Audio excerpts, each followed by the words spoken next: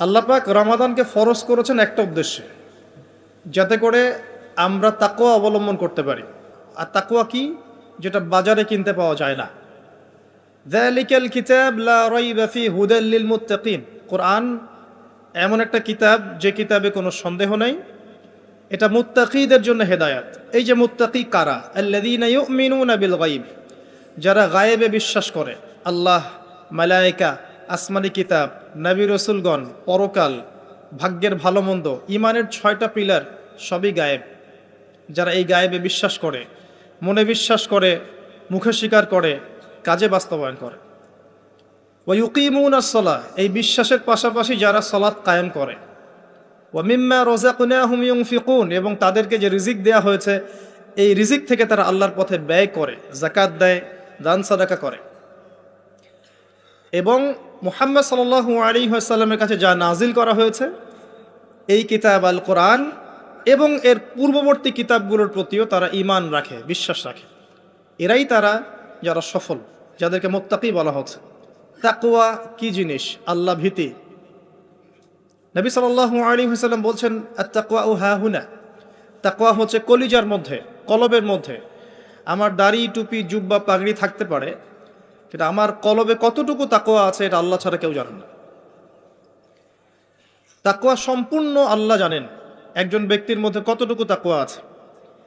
অনেক সময় বাহ্যিক চোখে মনে হতে পারে এই ভাইটা ইসলামিক পোশাক পরে নাই, দাড়ি আমার চেয়ে একটু ছোট,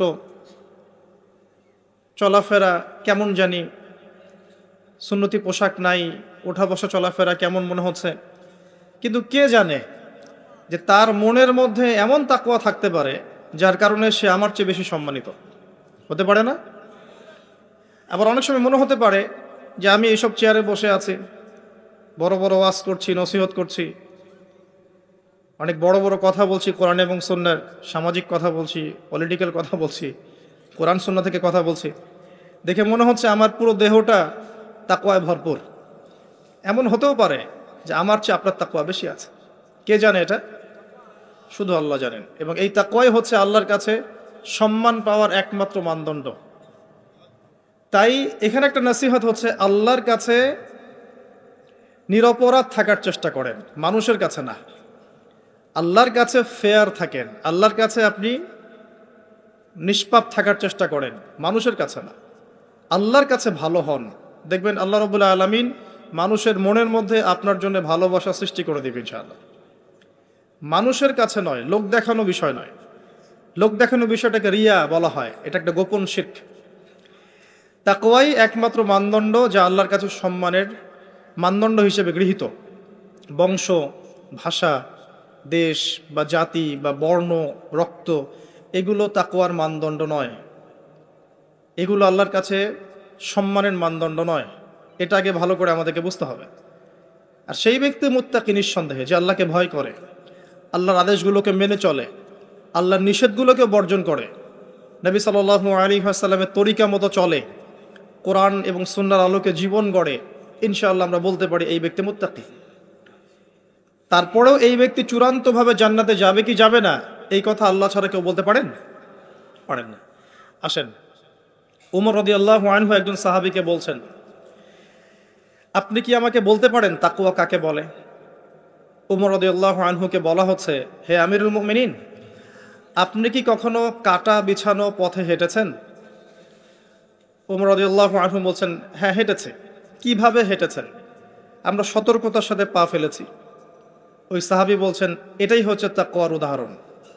জীবনে চলার পথে আপনার সামনে শিরিকের টোপ থাকতে পারে, বেদায়াতের টোপ থাকতে পারে, হারাম রিজিকের টোপ থাকতে পারে, জেনার টোপ থাকতে পারে, সুদের টোপ থাকতে পারে, অনেক রকম টোপ কাটা আপনার পথে থাকতে পারে। কিন্তু আপনি এগুলো বেছে বেছে চলছেন, বেছে বেছে পা ফেলছেন এবং জান্নাত আপনার গন্তব্যের দিকে এগিয়ে যাচ্ছেন। এটার নাম হচ্ছে তাকওয়া। আমি কি বোঝাতে পারছি? আলহামদুলিল্লাহ। আল্লাহ পাক রমাদান মাসে সওম ফরজ করেছেন তাকওয়া অবলম্বন করার জন্য। কিন্তু বাস্তবতা হচ্ছে, আমরা দেখি রমজান মাসে অনেকেই নামাজ পড়ে না, রোজা রাখে, তারাবির নামাজ পড়তে আসে, 5 ওয়াক্ত নামাজ মসজিদে এসে পড়তে চায় না। রমাদান মাসে অনেক মা বোনকে দেখা যায় পর্দা না করেই বেহায়ার মতো হাটবাজারে ঘোরাফেরা করছে। রমজান মাসে দেখা যায় আমরা অনেক সুদের লেনদেনের সাথে সম্পৃক্ত থাকি। রমাদান মাসেও আমরা ঘুষ খাই, রমাদান মাসেও আমরা দুর্নীতি করি। রমজান মাসেও দেখা যায় আমরা